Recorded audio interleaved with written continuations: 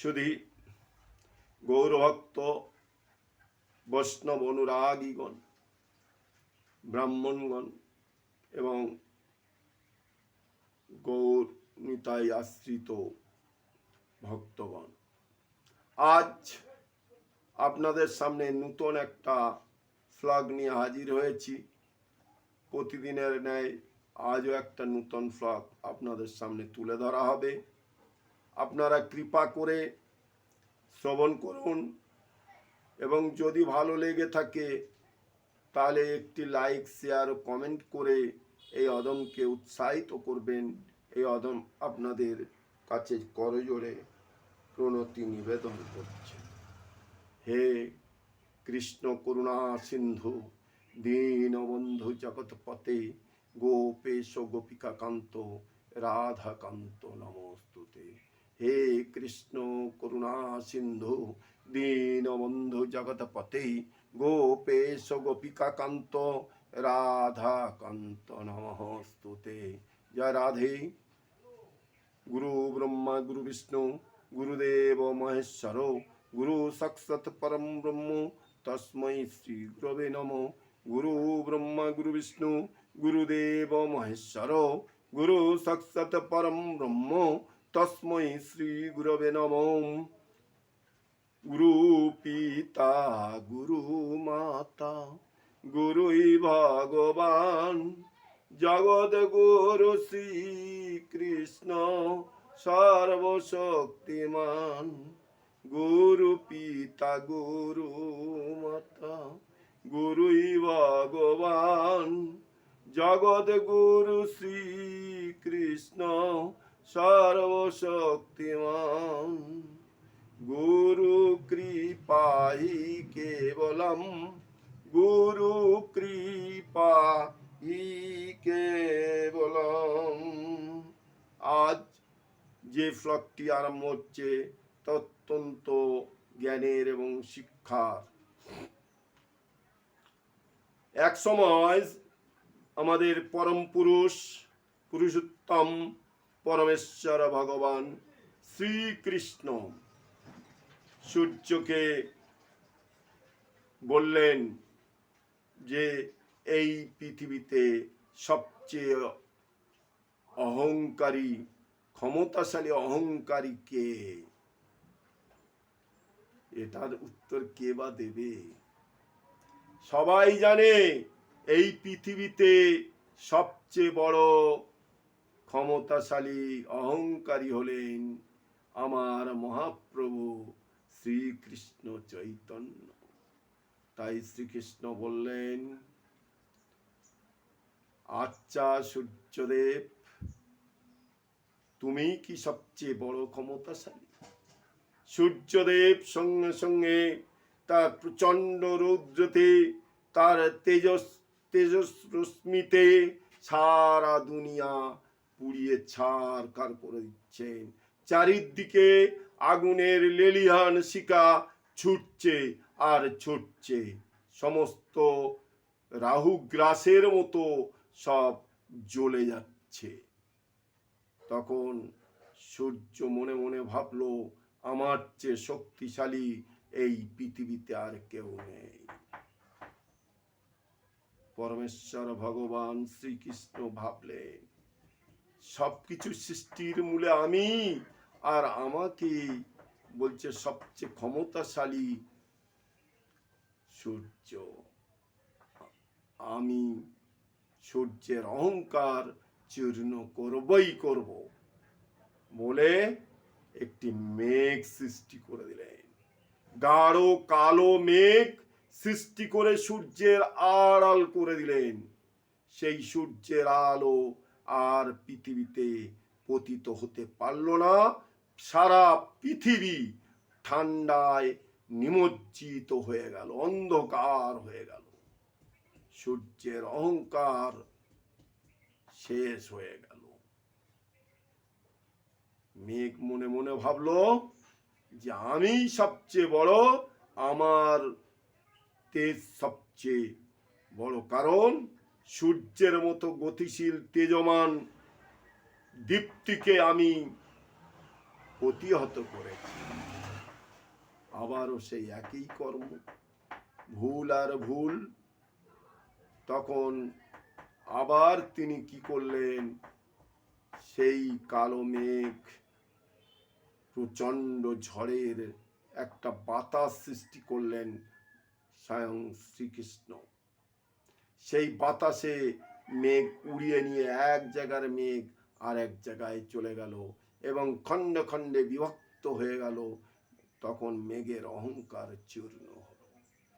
বাতাস ভাবলো যে আমার চেয়ে বড় পৃথিবীতে আর কেউ নেই, আমার শক্তি সবচেয়ে বেশি। তখন শ্রীকৃষ্ণ পুনরায় একটা দণ্ডায়মান পর্বত সৃষ্টি করে দিলেন। বাতাস প্রচণ্ড গতিতে গিয়ে সেই পর্বতের গায়ে বাধাপ্রাপ্ত হয়ে প্রতিপাদ ঢালেই পড়ে রইলেন, অনুবাদ ঢালে আর যেতে পারলেন না। অর্থাৎ বাতাসের অহংকার চূর্ণ হলো পর্বতের কাছে।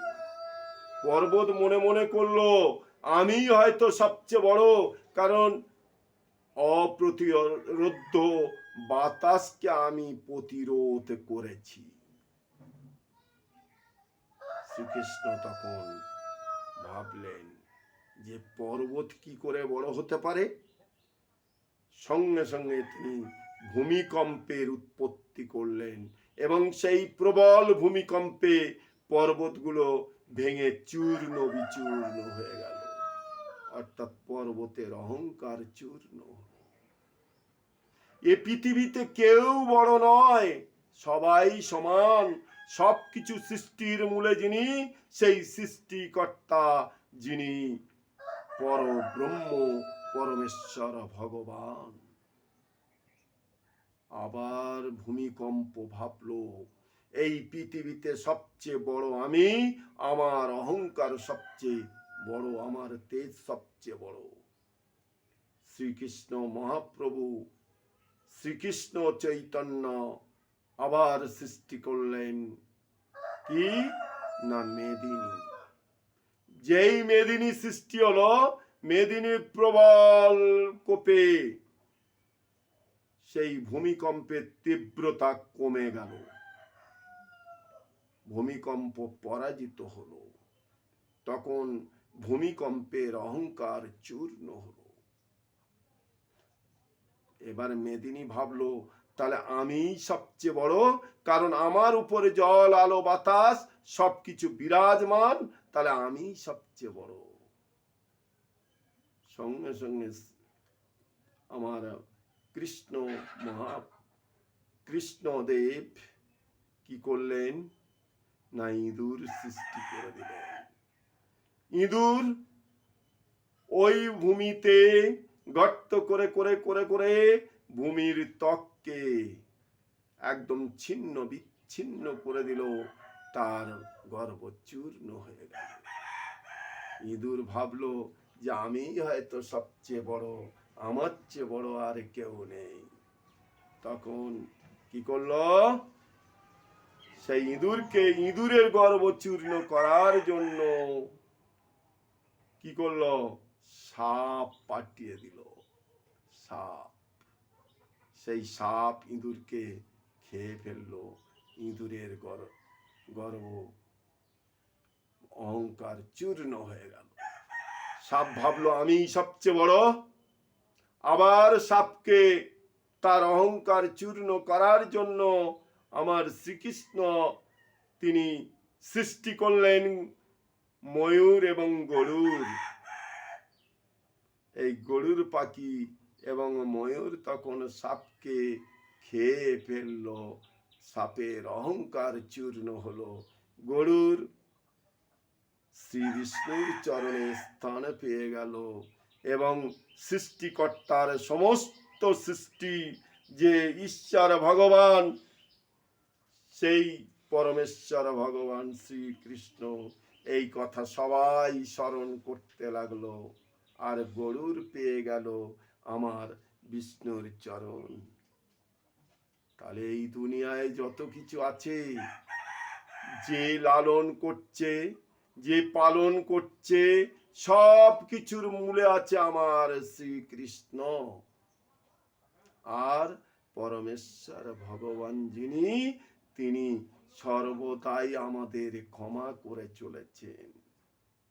কিন্তু আমরা মানুষ জাতি, আমরা সব জেনে বুঝেও তাকে চিনতে পারলাম না, বুঝতে পারলাম না। তাই আমি একটা প্রশ্ন রেখেছিলাম, আমি কোথায় ছিলাম, কোথায় বা এলাম, আবার মৃত্যুর পরে কোথায় চলে যেতে হবে, এটা আমরা কেউ জানি না। আগামী দিনের পর্বে এটাই আলোচনা করা হবে। আজ এই পর্যন্ত রেখে ফ্লগ এখানেই সমাপ্ত করলাম। আপনাদের যদি এই ফ্লগটি ভালো লেগে থাকে, কৃপা করে একটি সাবস্ক্রাইব করবেন আর পাশের বেল আইকনটি অন করে সঙ্গে থাকবেন। আর প্রত্যেকের কাছে শেয়ার করে দেবেন, যাতে প্রত্যেকেই ফ্লগগুলো শুনে তারা আনন্দ উপভোগ করতে পারে, কিছু শিক্ষা লাভ করতে পারে। তাই আপনাদের কাছে করজোড়ে অনুমতি নিলাম, যাতে প্রত্যেককে আপনারা শেয়ার করবেন, কমেন্ট করবেন, লাইক করে দেবেন। হরে কৃষ্ণ, হরি বল। এই বলে আজকের মতন এখানে সমাপ্ত করলাম। হরি বল, হরি বল, হরি।